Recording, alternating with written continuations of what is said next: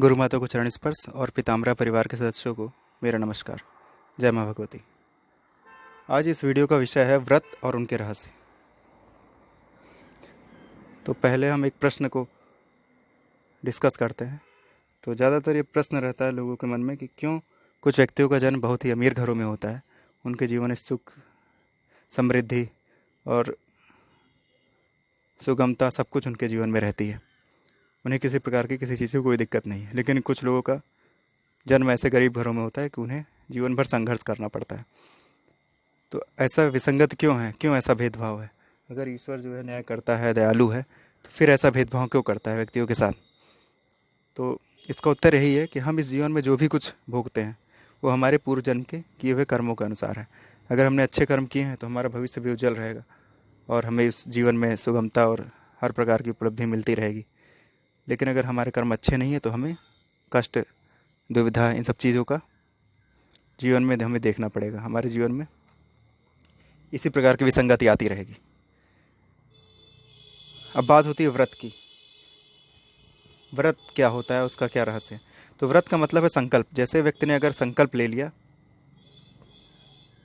जैसे उदाहरण में भीष्म पितामह ने अपने जीवन में संकल्प लिया था कि वो जीवन भर ब्रह्मचर्य का पालन करेंगे, आजीवन ब्रह्मचारी रहेंगे। तो उसमें होता यह है कि अगर आपने अपने पहले के जीवन में, पूर्व जन्मों में जो भी कर्म किया है उसका फल आपको इस जीवन में भोगना है।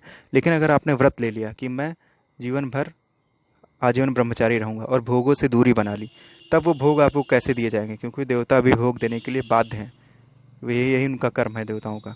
तो वो भोग आपको कैसे देंगे? तब होगा ये कि आपने अपने जीवन में तो व्रत का पालन कर रहे हैं और देवता भी भोग देने के लिए आतुर हैं, क्योंकि यही उनका कर्म है।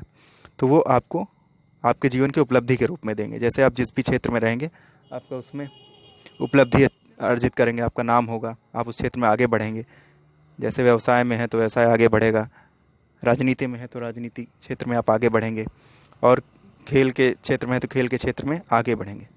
तो ऐसे ही आपका विकास होगा। तो जैसे भीष्म पितामह ने अगर व्रत लिया तो उनको भी उसी व्रत के स्वरूप, भोग के रूप में समृद्धि मिली, संपन्नता मिली, और उनका जीवन जो है सबके लिए एक दर्शन का एक विषय हो गया। तो इस प्रकार हमें भोगों का फल मिलता है। तो अगर कोई व्यक्ति काम में प्रयोजन से, किसी कामना से व्रत रख रहा है, जैसे हमारे हिंदू धर्म में व्रत रखते भी हैं लोग, गणेश चतुर्थी है और नवरात्रि का व्रत, शिवरात्रि का व्रत है, और कोई कामना रखते हैं, तो व्रत करते करते जब